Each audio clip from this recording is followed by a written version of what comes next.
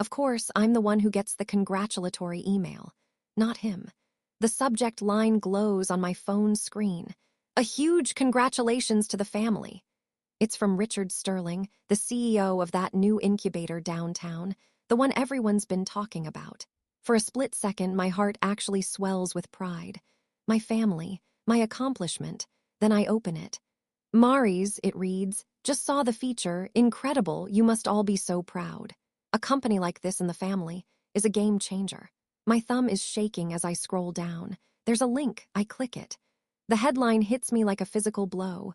Martel's vision. How localized data is saving Main Street. And there he is, my brother. My quiet, awkward, perpetually in the shadows brother, Martel, staring out from the webpage with a look I've never seen on him before. Confidence. The article is a blur of buzzwords, seed funding, strategic partnerships, disruptive innovation. But I don't need to read the details. I know the core idea. I know it intimately.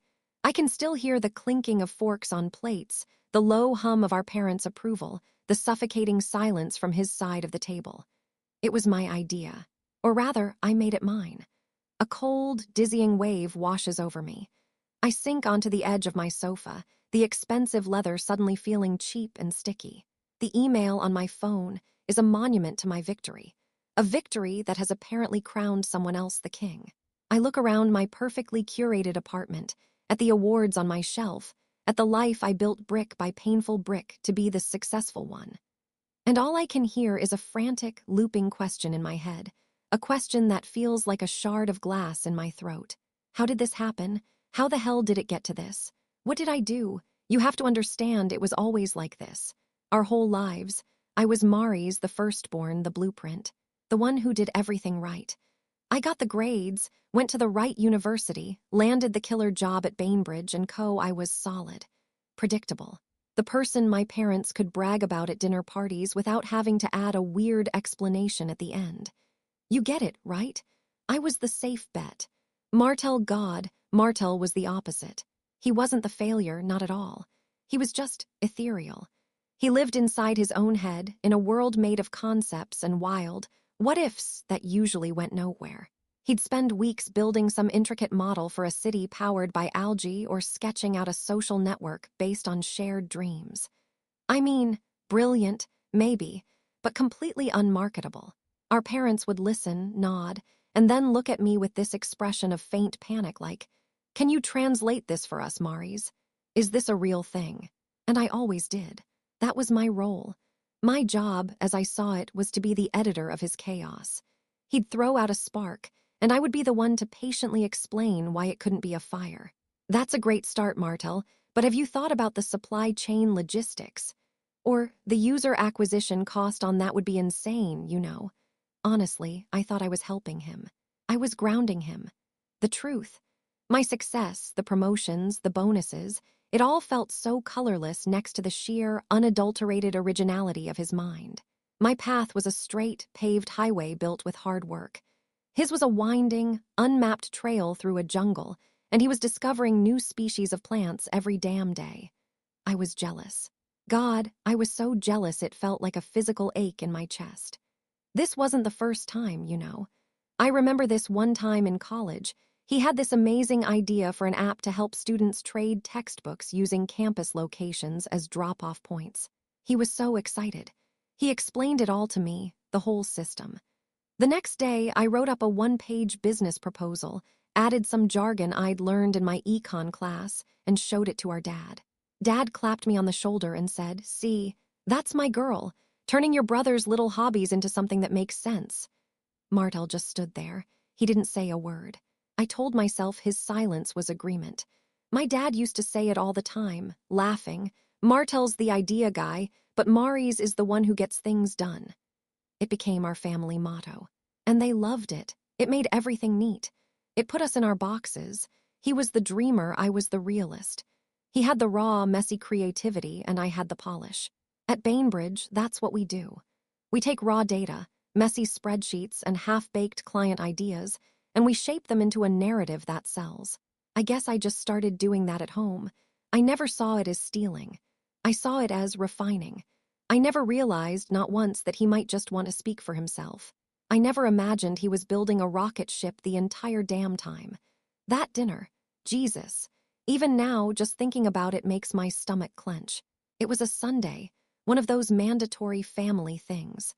The whole afternoon, Dad had been going on about my latest project at Bainbridge, some dry corporate restructuring thing. I was playing the part, nodding and smiling, using all the right corporate speak.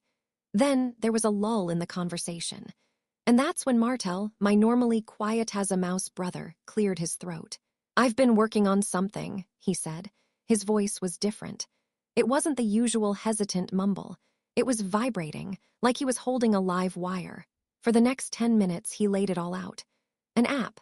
But it was more than an app. It was a whole ecosystem. It would use localized, real-time data, everything from traffic patterns to local event attendance, to help small, independent businesses optimize their supply chains. A local bakery would know exactly how many croissants to bake before a street festival. A tiny bookstore would know when to stock up on certain genres based on what the nearby college was teaching. It was beautiful. It was elegant and complex, and so obviously brilliant it sucked the air out of the room. My dad was leaning forward, his fork forgotten. My mom had this soft, amazed look on her face. They were seeing him, really seeing him, maybe for the first time. They were looking at him the way they always looked at me. And I felt this surge of pure, hot panic. It was like watching someone else step into my spotlight. This was my territory, business, strategy, execution. He was the dreamer who sketched in notebooks. I was the one who made PowerPoints that changed companies. The unspoken hierarchy of our entire lives was tilting right there on the dining room table, between the roast chicken and the goddamn gravy boat. I didn't even think. It was pure instinct, a reflex honed over 2 decades of being the sensible one. I let out a small, condescending laugh. "Wow," I said, making sure my voice was dripping with amused affection. "That's uncanny." They all turned to me. Martel's bright, excited eyes met mine, and for a second I saw confusion. "What do you mean, honey?" my mom asked. It's almost the exact same concept I've been developing for a side project," I said smoothly. I started talking, faster and faster, grabbing his raw idea and dressing it in my Bainbridge armor. I threw in words like scalability, monetization funnels, and first-mover advantage. I made it sound bigger, shinier, more real. "More like me? That's incredible," Dad boomed, his attention now fully on me. "See, great minds think alike, my 2 geniuses." I glanced at Martel. He was just staring at his plate.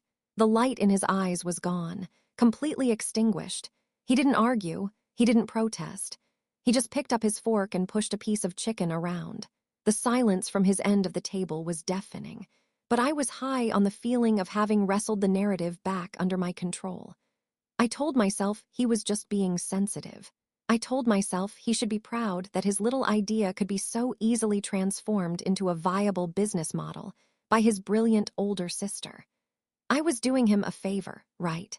I was showing him how it's done. After that night, everything got weird, quietly weird. Martel didn't throw a fit. He didn't yell or accuse me of anything. He just retreated. He built a wall, and he built it overnight. Phone calls became texts. Texts became one-word answers. When I'd see him at our parents' house, he'd be polite. Terribly, unnervingly polite. The kind of polite you use with a stranger you're stuck in an elevator with. "Hey, how's it going?" I'd ask, trying to sound breezy and completely unbothered. "Fine," he'd say, not looking up from his phone. "Working on anything cool. Just some stuff." It was infuriating. I mean, what was his problem? It's not like I actually stole anything. It was an idea, for God's sake. Ideas are a dime a dozen. Execution is everything. That's like Business 101. He should have been flattered. I was the one with the network, the experience. If anyone could make that concept fly, it was me. I even started a folder on my laptop titled Mari's Main Street Project. I spent a whole evening creating a slick-looking pitch deck template for it, feeling incredibly productive and magnanimous. About a week later, I decided to extend an olive branch. A very generous one, I thought. I called him. "Hey," I said, my voice full of fake generosity. "I've been so swamped at work, but I've been thinking a lot about, my new project. The supply chain thing. If you're not too busy with your other stuff, I could totally use a hand with some of the initial market research. Could be a good learning experience for you. I pictured him, grateful, finally seeing the bigger picture, ready to fall back into his designated role as my quirky, idea-generating sidekick. There was a long pause on the other end of the line. So long I thought he'd hung up. I could hear the faint sound of his breathing, nothing else. Then, his voice, flat and cold as a stone. "No, thank you, Maurice. That's your project." Click, I stared at my phone, completely stunned. The nerve, the absolute childish nerve of him. He was punishing me with silence. It was so passive-aggressive, so immature. And you know what? It just made me double down. It proved my point. An idea is worthless in the hands of someone who can't handle a little bit of professional collaboration, a little bit of constructive synergy.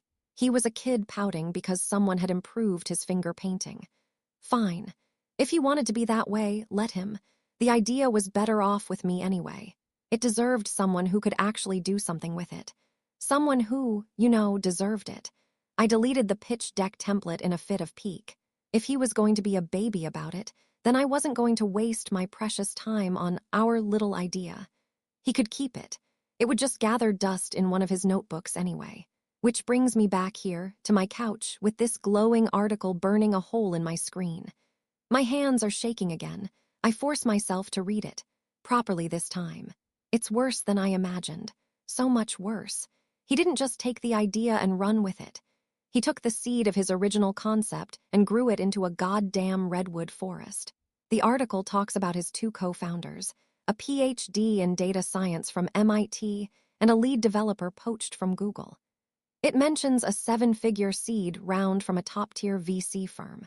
It details how he'd already onboarded over 50 small businesses in a pilot program, and the results were staggering. He'd solved problems I hadn't even considered, technical hurdles my Bainbridge-trained mind would have dismissed as insurmountable. He hadn't just executed, he had elevated. He had transformed his dream into a reality more robust and impressive than my stolen, repackaged version could ever have been. He's not Martel, my weird little brother. He's Martel Reed, the visionary founder of Connective. He's a wunderkind, a disruptor. Then I see it, the paragraph at the end, the pull quote. The journalist asks him what drove him, what kept him going through the long nights of coding and pitching. And there it is, his answer. A perfectly crafted, polite, and utterly devastating stiletto to the heart. "You know," Martel is quoted as saying, his photo next to the text showing a small, thoughtful smile. The initial spark for Connective came from a moment of profound realization. It was the moment I understood that sometimes, the people you think are closest to you, the ones who are supposed to be in your corner, can be the very ones who underestimate your dreams the most. That dismissal, it became the fuel. It turned from a simple idea into a mission. I had to build it, if only to prove that the vision was real. He never says my name. He doesn't have to. The words blur. It wasn't a tantrum. It wasn't a sulk. It was a declaration of war. A war he fought in complete silence, a war I never even knew was being waged. He didn't just want to succeed. He wanted to succeed at me. He took my condescension, my casual theft, my arrogant belief that I was the only one who could make it real, and he used it to build his empire. He wasn't just replacing my stolen version of the idea. He was replacing me. He was publicly, brilliantly, and successfully demonstrating to the entire world that he never needed me, my polish, or my help. In fact, he was better off without it. I wasn't his editor. I was his villain origin story. The fallout is immediate, and it's a quiet, bloodless massacre. The first bomb drops in the family WhatsApp group. My mom posts the link to the article with a string of champagne bottle and star emojis. So incredibly proud of our Martel. Our little genius is taking over the world. Dad chimes in seconds later. That's my boy. Knew he had it in him all along. The praise flows in from aunts, uncles, cousins. A torrent of congratulations. Not a single person mentions me. It's like I've been surgically removed from the family narrative. I stare at the screen, my thumb hovering over the keyboard. What do I even type? Don't forget I had that idea first. He only did it because I dismissed him. I feel a hysterical laugh bubble up in my chest. I decide to call my mom, hoping for I don't know, some acknowledgement. Mom, did you see the article? I ask, my voice tight. Of course, honey. Isn't it just wonderful? I'm so thrilled for him. Richard Sterling even emailed you. How lovely. She gushes, completely missing the point. Mom, I try again, my voice cracking slightly. Don't you remember that dinner? Don't you remember me saying it was my idea too? There's a pause, a confused, slightly impatient pause. Well, of course I do, dear. You probably inspired him. You've always been so good at business, it must have rubbed off. You should be proud of the influence you had on your little brother. And that's when I get it. They don't see the theft. They can't. Because in their world, Martel is the dreamer and I am the doer. So if he finally does something, it must be because of my influence. They've twisted the story to fit the roles they assigned us 30 years ago. In their version, I'm not a thief. I'm a muse. The thought is so much more insulting than any accusation would have been. The final nail in the coffin comes that evening. A call from my cousin, Jessica. She's always been more of a friend. Her voice is hesitant, full of a pity that makes my skin crawl. Hey, Maurice, I saw the news about Martel. It's crazy, huh? Yeah, crazy, I say, my voice flat. Listen, this is probably a bad time, but he used to talk to me about it, you know, she says, her words careful. For years, actually. He'd say you had this way of taking his ideas and making them sound like yours. He said it made him feel like he was just a rough draft and you were the final copy. We all just thought he was being a bit dramatic. You know how he can be. But wow, I guess he wasn't. The line goes quiet. The echo of her words hangs in the air. We all just thought he was being dramatic, so it wasn't a secret. It was a known fact, a running theme, a family joke that I was never in on. My editing, my refining, my helpfulness, it all had another name. And everyone knew it but me. I haven't just lost my brother. I've lost my entire role, my identity as the competent, successful center of the family. It's all gone. It all just collapsed. A month later, I see him. It's at a birthday party for a second cousin, one of those sprawling family events you can't get out of. The whole night, I feel like a ghost. People talk to me, but their eyes keep flicking over my shoulder to where he's holding court. He's the new son everyone is orbiting. Finally, I can't take it anymore. I see a moment when he's standing alone by the bar, and I just walk over. My heart is hammering against my ribs. I have a whole speech rehearsed in my head, a perfect, eloquent apology. Martel, I say. He turns, and he looks at me, and there's nothing there, no anger, no resentment. Not even satisfaction, it's just polite indifference, the look you'd give a caterer. Maurice, he says, nodding once. His voice is calm, even. I wanted to say I'm sorry, I stammer out, the words feeling clumsy and useless. About the dinner, about everything, I was wrong. He takes a sip of his drink, his eyes scanning the room. It's okay, he says, his focus already drifting. It all worked out for the best, didn't it? Before I can answer, one of his partners claps him on the shoulder. Martel, Sterling is on the phone for you, line 1. He gives me that same polite, empty nod again. Excuse me, he says, and then he's gone, swallowed back into the crowd of his new life, his new world. He didn't forgive me. He just processed me. I was a data point in his success story, a problem that had been solved. I stand there, alone, in the middle of a party full of my own family, and I realize the truth. This wasn't a race I lost. It was a race I was never even in.